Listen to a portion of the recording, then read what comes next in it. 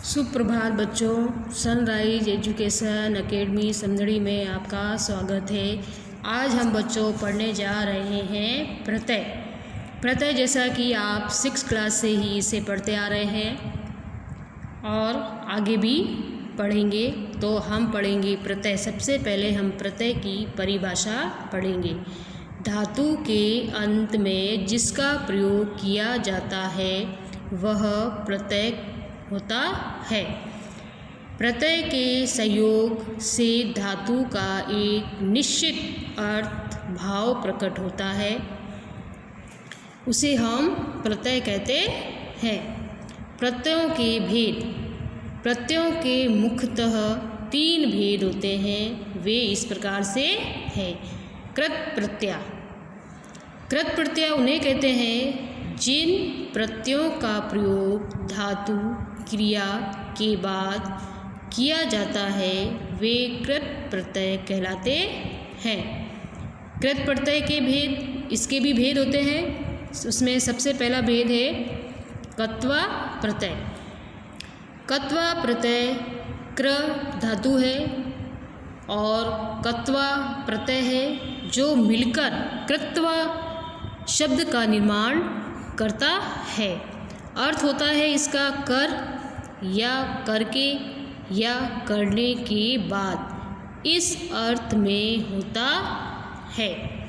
कत्वा प्रत्यय में से प्रथम वर्ण क का लोप हो जाएगा, केवल त्वा शेष रहता है। उदाहरण, धातु अस और भू कत्वा दोनों ही मिलकर भुत्वा शब्द का निर्माण करेंगे, जिसका अर्थ होता है होकर। ची धन कत्वा चित्वा अर्थात चुनकर। ज्ञा धन कत्वा ज्ञात्वा जानकर। धाव धन कत्वा धावित्वा दौड़कर। नी धन कत्वा नित्वा लेकर। दूसरा है इसका ल्यप प्रत्यय। ल्यप प्रत्यय कत्वा प्रत्यय के समान ही अर्थ वाला होता है। इस प्रत्यय में विशेष यह है कि धातु के पहले उपसर्ग लगता है। ल्यप प्रत्यय में से प्रथम वर्ण ल का तथा अंतिम वर्ण प का लोप हो जाता है, केवल यह शेष रहता है। इस प्रत्यय की क्या विशेषता है कि इसमें धातु से पहले उपसर्ग आता है और आदर ल जो होता है वो और जो पीछे वाला वर्ण होता है प, इन दोनों का लोप हो जाता है और शेष बचता है य। अब हम इसके उदाहरण पढ़ेंगे। उपसर्ग है वि, धातु है हर्ष और प्रत्यय ल्यप। अब इन तीनों के संयोग से विहस्य शब्द बनेगा। अब इसमें भी देखा जाए तो बिल्कुल साफ नज़र आ रहा है कि वी उपसर्ग है और हस धातु है और य आने से ल्यप प्रत्यय है। आसानी से हम पहचान सकते हैं। प्र धन स्ना धन ल्यप प्र स्नाय। सम धन सेव धन ल्यप सम सेव्य। आ धन लिख धन ल्यप आलिख्य। अब हम इसका अगला भेद पढ़ेंगे। अगला भेद है तुमुन। तुमुन प्रत्यय भी सरल है बिल्कुल। तुमुन में सबसे पहले हम इसकी परिभाषा पढ़ेंगे। तुमुन प्रत्यय का प्रयोग हिंदी भाषा के को अथवा के लिए इस अर्थ में होता है। तुमुन प्रत्यय में मुँह के उ वर्ण की, यानी मुँह में जो ये ऊ की मात्रा है ये, और न की इट संख्या और लोप हो जाता है, केवल तुम शेष रहता है। अब है धातु।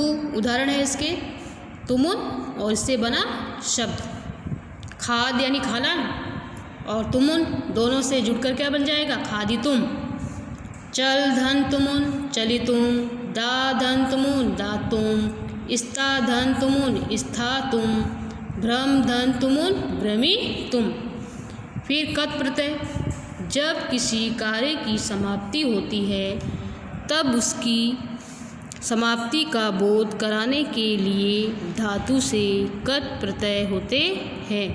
कत प्रत्यय के प्रथम वर्ण क का लोप हो जाता है, केवल त शेष रहता है। इसमें क्या होता है, जो आधा क होता है इसका लोप हो जाता है और केवल त शेष रहेगा।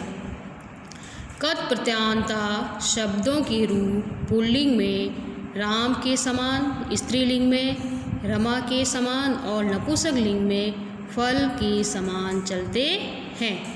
उदाहरण है धातु पठ, कत प्रत्यय, पुल्लिंग में बनेगा पठिता, स्त्रीलिंग में पठिता और नपुंसकलिंग में पठितम। यानी कि रामा होता है उसी तरह से पठिता और रमा पठिता और फलम पठितम। तो ये तीनों रूप जो हैं वह राम, रमा और फल के समान ये चलेंगे। फिर दूसरा है गम, धन, क्यत। गम यानी जाना, गतः, गता और गतम। कथ, धन, क्यत, कथित, कथिता, कथितम।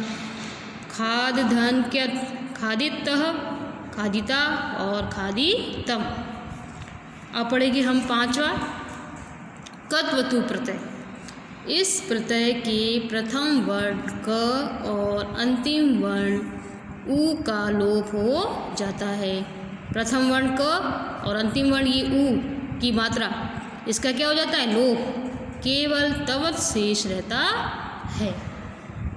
कद्वतु प्रत्यांत शब्द पुल्लिंग में भगवत के समान और स्त्रीलिंग में नदी के समान और नपुंसकलिंग में जगत के समान चलते हैं।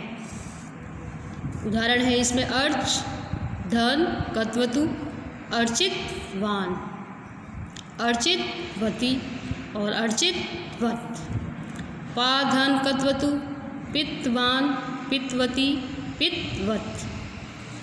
पठ, धन, कत्वतु, पठितवान, पठितवती और पठितवत। शिक्ष, धन, कत्वतु, शिक्षितवान, शिक्षितवती और शिक्षितवत। अर्थात जो पुल्लिंग है उसमें वान वान बचेगा शेष और स्त्रीलिंग है वती वती और जो नपुंसकलिंग है उसमें वतवत शेष रहेगा। तवत देखा जाए तो इसमें तवत भी शेष आ रहा है, तवत, ये देखो ये तवत और पुल्लिंग में तवत। तो ये कद्वतु प्रत्यय हमें पता चल जाएगा। अब पढ़ेंगे हम शत्र प्रत्यय।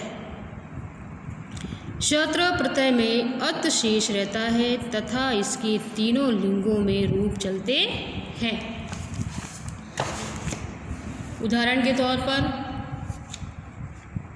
धातु गम, धन, शत्र, शत्र, गच्छन, गच्छन्ति और गच्छत। अर्च, धन, शत्र, अर्चन, अर्चन्ति, अर्चत। अस, धन, शत्र, शन, सती, सत।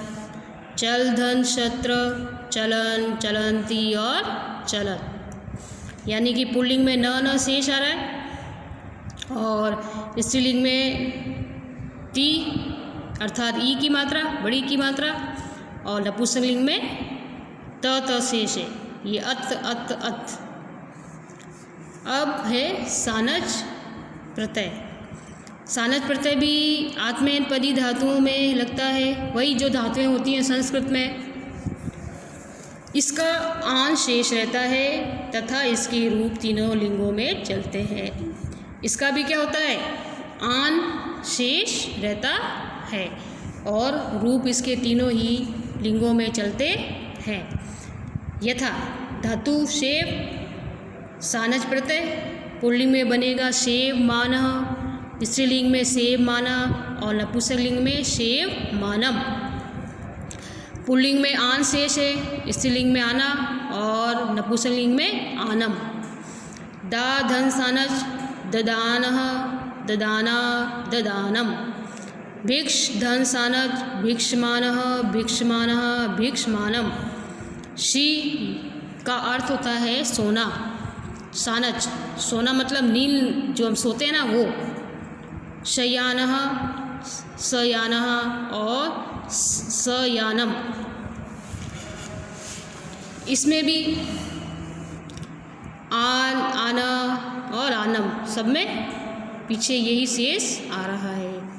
अब है हमारा कत प्रत्यय जो है वो पूरा हो गया है। दूसरा है हमारा टडित प्रत्यय। जिन प्रत्ययों का प्रयोग संज्ञा, सर्वनाम आदि यानी कि विशेषण शब्द भी हो सकते हैं इसमें शब्दों में किया जाता है, वे टडित प्रत्यय कहलाते हैं। अब है टडित प्रत्यय के भेद। पहला है तरप प्रत्यय। जब दो की तुलना में एक विशिष्ट